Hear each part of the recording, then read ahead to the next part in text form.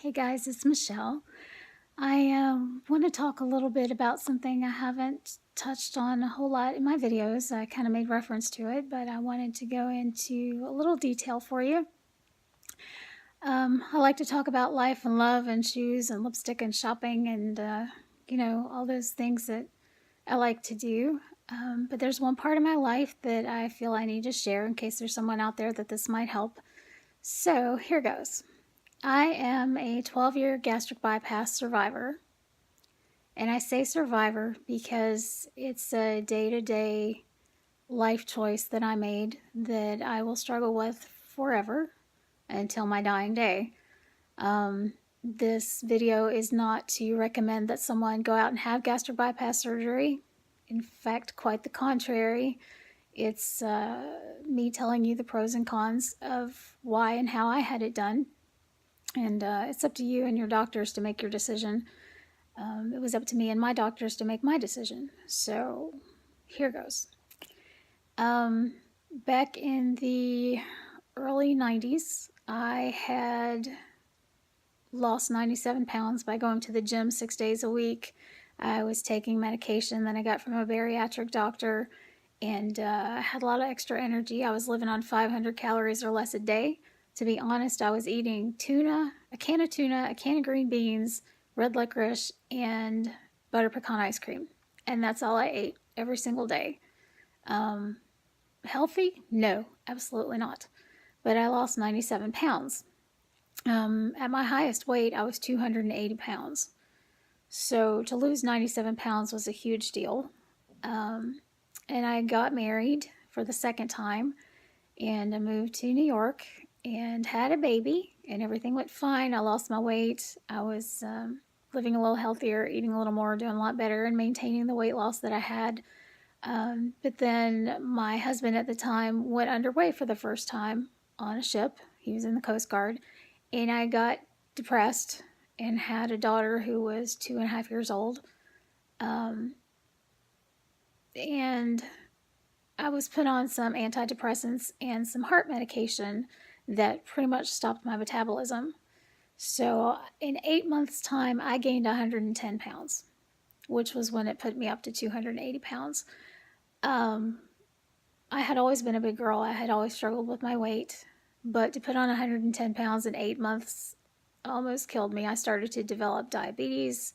My heart was having issues.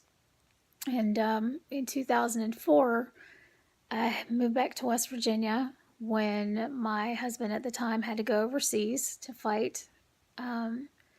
So I was home. I was a big girl. I was fighting for my life, basically. I was very unhealthy, very depressed. And, the antidepressants helped. But like I said, I had put on an awful lot of weight. So 2004, I started talking to my doctor and begging for gastric bypass surgery. Begging. And she didn't want to do it. She didn't want to sign the papers for me to have it done because she was afraid I would die on the table. And I basically told her, if I don't have this done, I'm going to die anyway. I'm going to die painfully. And I have a daughter to raise. So in 2006, it took me 2 years to finally talk her into signing my paper. I said, look, if you don't sign this paper, I'm going to go to a doctor that will sign it. So just do it. I believe it will save my life. And again, she cried and she hugged me and she said, I wish you the very best. I'm signing this under duress, but I will do it. And I thanked her. And shortly thereafter, I was approved for Roux-en-Y gastric bypass surgery. Now, if you don't know the differences between the gastric bypass surgeries, this was the Mamba Jamba one. This is the one where they reroute your intestines and they make your stomach smaller and they sew off your original stomach. And I still have my original stomach. But the lap band and the sleeve were not as popular back then, and luckily I had laparoscopic surgery. I didn't have to be cut from stem to stern to have it done. I lost, I think it was about 35 pounds prior to my surgery because they told me that if I did liquid diet and lost some weight before my surgery, my liver would shrink and it would be easier to do the surgery. So I did what I was told. And the first couple of days in the hospital, they told me to get up and walk. So I walked like 34 laps the first day because they said the sooner I got up and walked around, the better I was feeling, the sooner I could go home. And I met a really sweet nurse there who told me the first night, she said, "Now you're going to get nauseated if you don't keep your pouch wet." And I didn't quite understand what she meant. And about 2 o'clock that morning, I had to ring the buzzer. I was so sick. And she said, "Now, what did I tell you?" She brought me a sugar-free popsicle. And as soon as I ate it and got my pouch wet again, I was feeling much better. So she was right about that. We also had what you call angels, and they were people that had already had the surgery done, and they would come around and visit people. And my angel's name was Randy, and he definitely was an angel. He came to visit me every day I was in the hospital. I think I was in 3 days, if I'm not mistaken. It's been a long time. I had my surgery done on June 26th, 2006. So it's been 12 years, a little over 12 years now. This is August 30th, 2018. So it's been a while. I'm not sure when you'll see this video. But anyway, Randy was a big help, and he gave me lots of tips. And I had been through the psych eval before my surgery, and I had been, through the nutrition classes and everything. And one of the most important things that the doctor told me before I had my surgery was, if you can crumble something in your hand, don't eat it. Meaning crackers and chips and popcorn and things that most people love to snack on, and I was one of those people. If you're going to eat those things, he said, put a small serving size out in a bowl and don't mess with any more, but avoid it at all costs if you can. So that was a really good tip for anybody who's out there having weight loss issues, or on a diet. I hate that word diet because I've been on every diet. I've been to Weight Watchers, I've done Herbalife, I've done Nutrisystem. I had done them all my whole life. I fought the battle. And another thing he told me, which sticks with me to this day, he told me to name my stomach pouch, so when I got mad at it, I could yell at it. And to this day, my family still laughs because I named my stomach pouch Stanley the stomach pouch. And whenever I get mad or he's growling and loud and obnoxious, I just yell at Stanley, which is really funny. They all know what it's called, and they make little jokes about it with me. But anyway, I got out of the hospital, and this first couple of weeks were just pure hell. You have to drink an ounce like every 15 minutes or so, and the weight loss came off rapidly.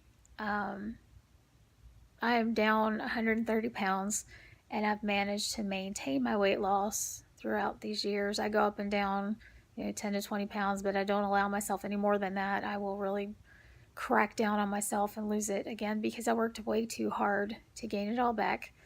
And I'm not going to let that happen. So the first 10 years or so, I did okay. And I thought I was doing well. I only had one bout of anemia, and I had to have iron infusions done once. But, I try to take my vitamins and take care of myself and not eat things that I'm not supposed to. I don't drink sugary sodas. I don't drink a lot of fruit juice. I avoid sweet tea, things like that. And, I'll have a candy bar here and there, but I can't eat a whole candy bar to this day.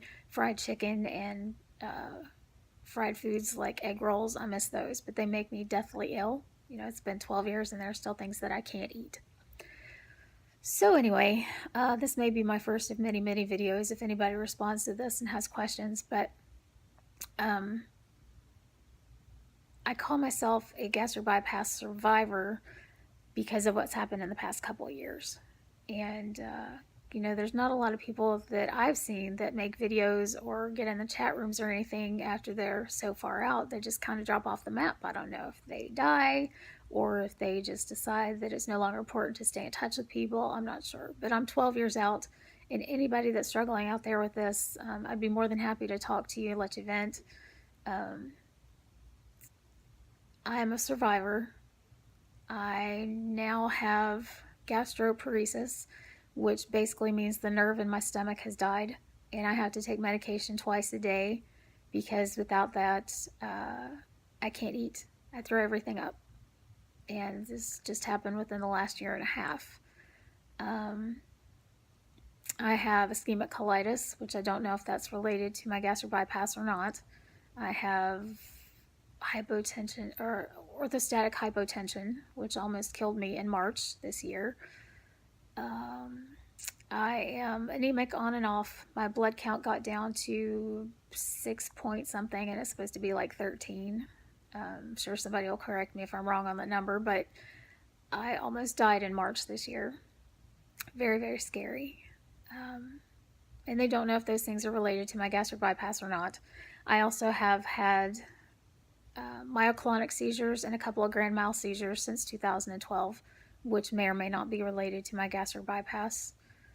Um, I also have what they've now termed as gastric bypass neuropathy, and that basically means I have pain somewhere in my body and sometimes several parts of my body all day, every day, and will for the rest of my life. I'm on medication for that as well, which kind of keeps it at bay.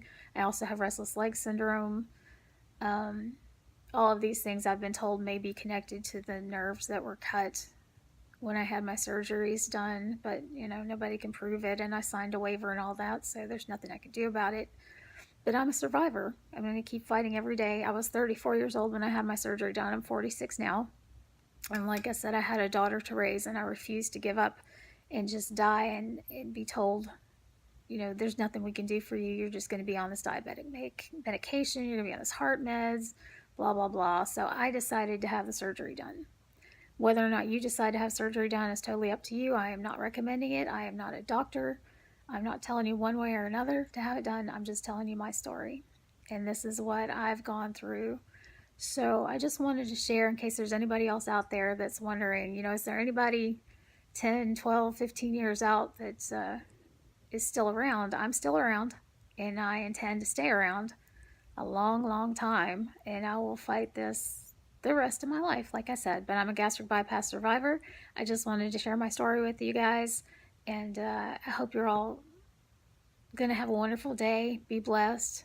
I love you all. Hang in there. Bye.